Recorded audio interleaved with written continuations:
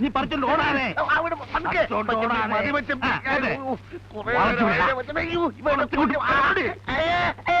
വളച്ചിട്ട് പൂട്ടേ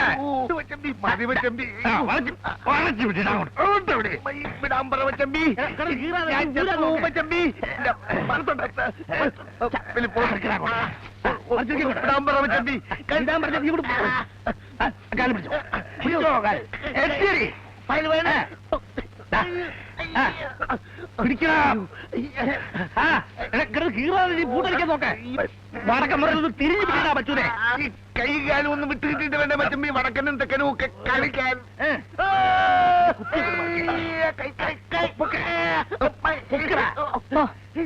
ഒരു സംഘത്തെങ്കിൽ ഗുണം പിടിച്ചേനെ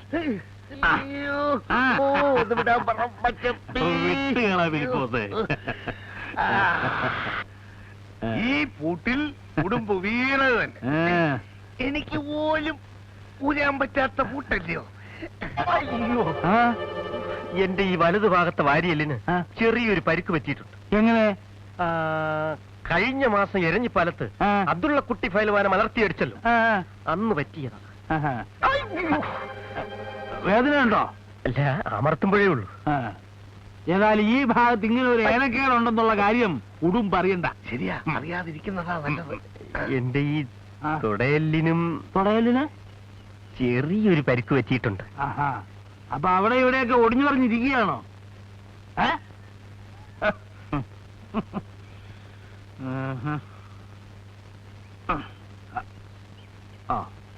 ഫിലിപ്പോസേ, ഇത്തവണ ഉടുമ്പിനെ മനത്തി അടിച്ചില്ലെങ്കിൽ എനിക്ക് ഈ നാട്ടിൽ തലയുയർത്തി നടക്കാൻ ഒക്കുകയില്ല. 9 കൊല്ലം മുമ്പ് കളരിപ്പാടത്തെ ഗോദായി വെച്ച് എന്റെ കാലിതാ ഈ പരുവത്തിലാക്കിയവനാ ഉടുമ്പ്.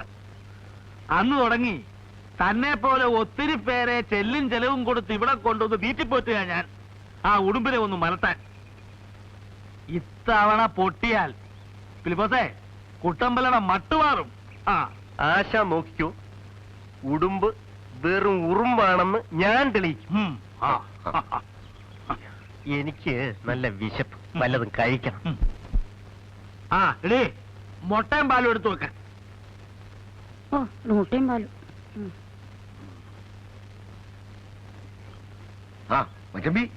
ചവനപ്രകാശവും അരിഷ്ടവും. ആദ്യം കാപ്പൂടി കഴിയട്ടെ. അതെ അതെ അതെ, അത് മതി. എന്നിട്ട് ഒന്നിച്ച് കവലയിലേക്ക് നീങ്ങാം.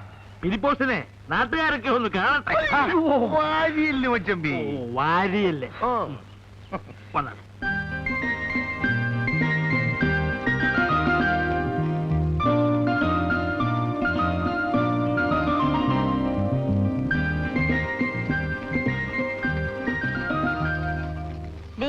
മതി, ആ പാലങ്ങ് വാങ്ങി വെക്ക.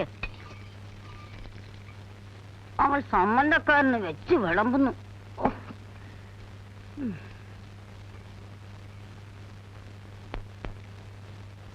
ഗഡോൽഗജമാര് തിന്ന് മരിക്കട്ടെ.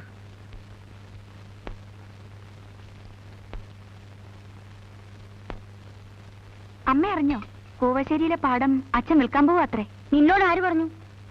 കവലയിൽ ഇന്നലെ രാധയുടെ അച്ഛനോട് ആരോ പറഞ്ഞതാ. എന്റെ ഭഗവാനെ, ഈ മനുഷ്യൻ എല്ലാം വിറ്റു തുലയ്ക്കുന്ന തോന്നുന്നത്. നിന്റെയൊക്കെ തലയിലെഴുത്ത്. വല്ലവന്റെയും കൂടെ ഇറങ്ങി പോകുമ്പോ അല്ലെങ്കിൽ പിന്നെ നിന്നെയൊക്കെ കെട്ടാൻ ആരാ വരാൻ പോകുന്നു? അനുഭവിച്ചോ? വരുന്നില്ലെങ്കിൽ വരണ്ട. എന്ത് പറഞ്ഞാൽ ഒടുവിൽ എനിക്കാ കുറ്റം. ഈ നെക്ക് ലോക്കിൽ ഉടുമ്പും എടുക്കണ. കഴിഞ്ഞ തവണ പരിയാരത്തെ നീലകണ്ഠൻ അടിച്ചില്ല എന്നായപ്പോ ഉടുമ്പ് മിന്നൽ വേഗത്തിൽ നെക്ക് ലോക്കിട്ടു. ഉടുമ്പിന് പണ്ടത്തെ പോലത്തെ ആങ്കൊന്നും ഇല്ല മച്ചമ്പി. അവന്റെ നെക്കിലൊക്കെ ഒരു മുമ്പേ ഞാൻ സരോദ് പ്രയോഗിക്കും. അത് കൊള്ളാം. സരോദില് ഉടുമ്പിന് അത്ര മിടുക്ക് പോരാ. പക്ഷേ സരോദ് വരുന്നു എന്നറിഞ്ഞാൽ അവൻ ഗലാൽ ജങ്ക് പുറത്തെടുക്കും. ഗലാൽ ജങ്കിന് മറുമരുന്നുണ്ട്. അന്ന് അബ്ദുള്ള കുട്ടി ഫയൽവാനെ ഞാൻ മലർത്തിയടിച്ചത് അങ്ങനെ. സവാരിക്ക് പൂട്ട്, സവാരിക്ക് പൂട്ട്. വാരിയല്ലേ മച്ചമ്പി? ഓ, അത് ഫയൽവാനല്ലേ? എന്നാ ഉടുമ്പിനെ പിടിക്കുന്നേ? മുക്കില് ബോർഡിൽ വെച്ചിട്ടുണ്ട്. എന്താ കണ്ണു കണ്ടുകൂടെ? കണ്ടു. പക്ഷേ ഉടുമ്പിനെ മലർത്താൻ സാക്ഷാൽ ദാരാസിംഗ് വന്നാലും പറ്റില്ല. കുട്ടൻപിള്ള ആശാനെ അവിടുന്ന് ഇവിടുന്ന് ഓരോ തടിമാടന്മാരെ കൊണ്ട് തീറ്റ കൊടുത്ത് തറവാട് തുലയ്ക്കാൻ നോക്കണ്ട കേട്ടോ. ഓട്ടാശാനെ ഉടുമ്പ് മലർന്ന് വീഴുമ്പോ ഇവന്റെയൊക്കെ നാവ് താനെ അടങ്ങില്ലേ? കുറച്ചു നാളായി ഞാൻ സഹിക്കുന്നു. എന്താടോ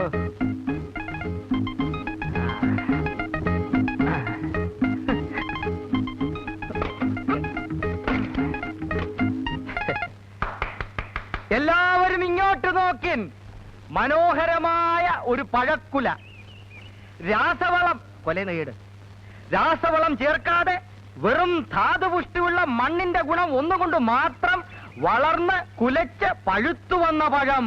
മാത്രമല്ല ഇന്നു മുതൽ എന്റെ ചായക്കടയിൽ നെയ്യപ്പം, ഉണ്ടക്കായ, പഴംപൊരി തുടങ്ങിയ വിശിഷ്ടങ്ങളായ ഭക്ഷണ സാധനങ്ങൾ വിൽക്കപ്പെടുന്നതുമാണ്. അതും ശുദ്ധമായ വെളിച്ചെണ്ണയിൽ പൊരിച്ചെടുത്തത്. മറ്റവന്മാര് ചെയ്യുന്ന പോലെ ഭക്ഷണ സാധനങ്ങളിൽ മായം ചേർത്ത് വിറ്റ് കാശുണ്ടാക്കാൻ ഈ നകുലൻ തയ്യാറല്ല. എല്ലാരും വരുവിൻ, ആസ്വദിപ്പിൻ.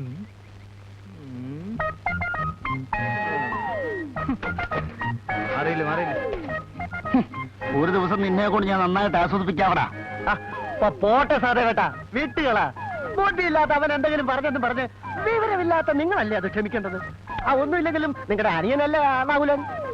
അവൻ എന്റെ ആരുമല്ല. എഴുത്തുമാൻ അറിഞ്ഞുകൂടാത്ത എന്റെ അമ്മയെ കൊണ്ട് ഒപ്പിടുവിച്ച് എനിക്കും കൂടെ അവകാശപ്പെട്ട 60 സെന്റ് സ്ഥലം തട്ടിയെടുത്ത കള്ളനാവൻ. അതൊക്കെ നാട്ടുകാർക്ക് അറിയാവുന്ന കാര്യമല്ല അല്ലേ? പക്ഷേ വടക്കേക്കര പാടം വിറ്റ വകയിൽ അമ്മയുടെ പെട്ടിയിലുണ്ടായിരുന്ന 10,000 രൂപ കട്ടിട്ടാ നിങ്ങൾ ചായക്കട തുടങ്ങിയെന്നാ ആ നകുലം പറയുന്നത്. 10,000 കിട്ടത് അവന്റെ അപ്പനാ. രണ്ടുപേർക്കും കൂടെ രണ്ടപ്പനാണോ?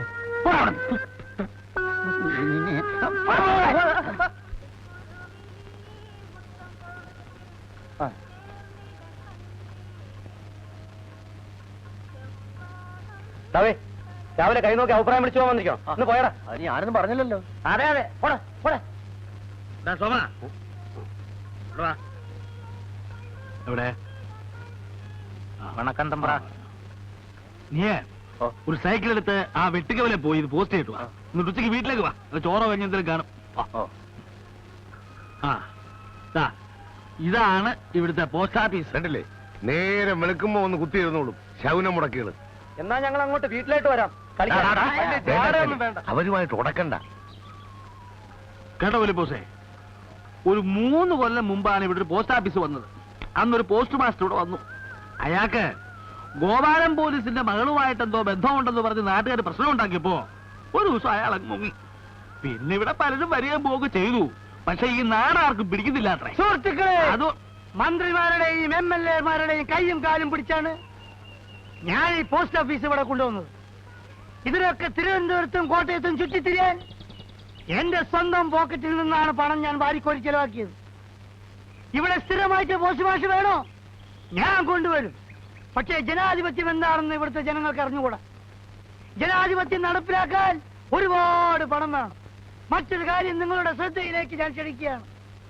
ഈ ആഴ്ച കണ്ണൂരിൽ നടക്കാൻ പോകുന്ന പാർട്ടികളുടെ സംസ്ഥാന സമ്മേളനത്തിന് ഇവിടെ എത്ര പേർ സംഭാവന തന്നിട്ടുണ്ട്? എന്നോടാണോ? ഈ നാട്ടിലെ മുഴുവൻ ജനങ്ങളോടാണ് ഞാൻ ചോദിക്കുന്നത്. സോഷ്യലിസം വേണം, ഡെമോക്രസി വേണം, ബ്യൂറോക്രസി വേണം, കമ്മ്യൂണിസം വേണം. വായി മോളിച്ച് അങ്ങോട്ട് ഇരുന്നേച്ചാൽ മതി. കൃത്യമായി സംഭാവന തന്നിട്ടില്ലെങ്കിൽ ഈ രാജ്യത്ത് ഒരു കുന്തവും നടപ്പിലാക്കാൻ കഴിയില്ലെന്ന് ഞാൻ ശക്തിയായി പ്രഖ്യാപിക്കുന്നു. ഇന്ന് മുതൽ എന്റെ ചായക്കടയിൽ നെയ്യപ്പം, ഉണ്ടക്കായ, പഴംപൊരി തുടങ്ങിയ വിശിഷ്ടങ്ങളായ ഭക്ഷണ സാധനങ്ങൾ ലഭിക്കുന്നതാണ്. അതും പരിശുദ്ധമായ വെളിച്ചെണ്ണയിൽ പൊരിച്ചെടുത്തത്. ഞാൻ ചോദിക്കുകയാണ്, ഇവിടെ ഏത് കടയിലാണ് പരിശുദ്ധമായ വെളിച്ചെണ്ണയിൽ പലഹാരങ്ങൾ പൊരിച്ചെടുക്കുന്നത് എന്ന്? കേരളത്തിന്റെ തേങ്ങ, കേരളത്തിന്റെ തേങ്ങ ആനക്കാര്യത്തിനല്ല ചേനക്കാര്യം. അവന്റെ ഒരു ഉണ്ടക്കായും പഴംപൊരിയും. അപ്പോൾ ഇപ്പൊ എന്ത് പറയുന്നു? സംസ്ഥാന സമ്മേളനത്തിന്റെ പിരിവ് ഇവിടെ വെച്ച് നിങ്ങൾ ഇപ്പൊ എനിക്ക് നൽകുന്നുവോ, അതോ ഞാൻ വീട്ടിലേക്ക് വരണോ?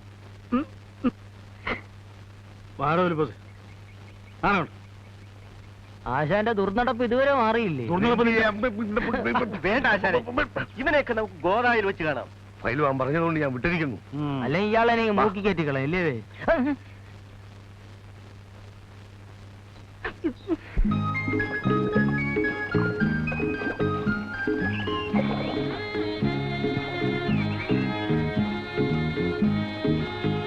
നീ ബൈഹാർട്ട് പഠിക്കണോ? നമ്മുടെ മമ്മൂട്ടി ചേട്ടന് 2 കുട്ടികളാണത്രേ, ഒരാണും ഒരു പെണ്ണും. ഈ കണക്കിന് പോയാ നീ മദ്രാസിലേക്ക് മറ്റോ ഒളിച്ചോടുമല്ലോ. എന്തിന്? സിനിമയിൽ അഭിനയിക്കാൻ. സിനിമ ഇഷ്ടമെന്നും പറഞ്ഞ് അതിലിപ്പോ അഭിനയിക്കണമെന്നുണ്ടോ? പിന്നെ സ്വപ്നയിൽ കാണാമറയത്ത് കളിക്കുന്നുണ്ടത്രേ. മമ്മൂട്ടി ചേട്ടൻ കളിക്കിട്ടുണ്ട് അതില്. അപ്പൊ നീ പോകുന്നില്ലേ കാണാൻ? അച്ഛന്റെ കണ്ണു വെട്ടിച്ച് എങ്ങനെ പോകും? കൂടെ ഇവിടെ വന്നപ്പോ അമ്മൂമ്മേനെ കാണാനെന്നും പറഞ്ഞൊരു മുങ്ങി. ഇതിനിപ്പം നിനക്ക് സുഖമില്ല, ഡോക്ടറെ കാണണം, ഞാൻ കൂടെ വരണമെന്ന് അച്ഛന്റെ അടുത്ത് ഒന്ന് പറയൂ. അങ്ങനെ ഇപ്പൊ എന്റെ മോള് സിനിമ കൊണ്ട് സൂഹിക്കണ്ട. എടി, ഞാൻ ആലോചിച്ചിട്ട് വേറെ ഒരു വഴിയും കാണുന്നില്ല. എന്റെ പൊന്നുമോളല്ലേ, പ്ലീസ്. ശരി, പക്ഷെ വെറുതെ പറ്റത്തില്ല. 10 കൂടം വെള്ളം നീ കോരണം. നീ വരുമെന്ന് പറഞ്ഞാ 10 അല്ല 100 കൂടം വെള്ളം ഞാൻ കോരിത്തരാം.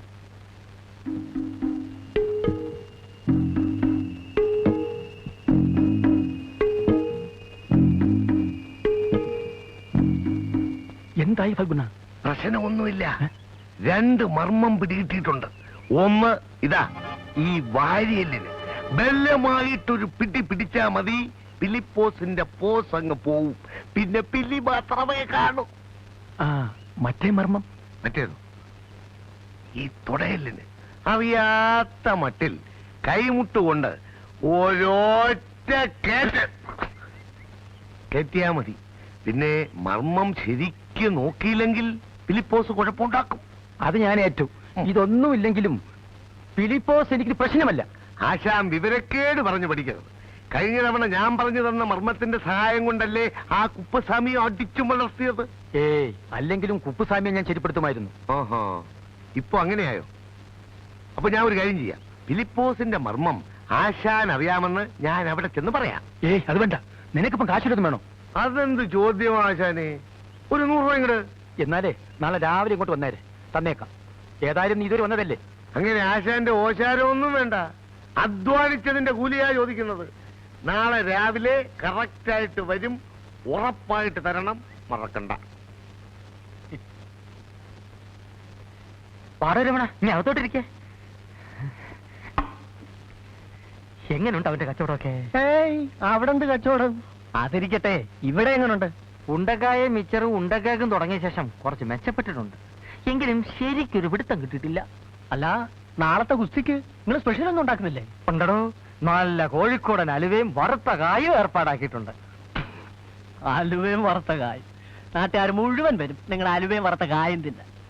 സഹദേവേട്ട് അവിടെ എന്താ സപ്ലൈ അറിയാമോ? ചറോട്ടയും പോപ്സും, അല്ല പൊറോട്ടയും ചാപ്സും. ആളുകൾ ഇടിച്ചു കയറും. എന്നാ പിന്നെ ഞാനിത് തുടങ്ങിക്കളെ. എങ്ങനെ തുടങ്ങാനാ? മുൻകൂട്ടി ഓർഡർ ചെയ്യാതെ ആട്ടിറച്ചിയോ കോഴി ഇറച്ചിയോ ഒക്കെ കിട്ടുമോ?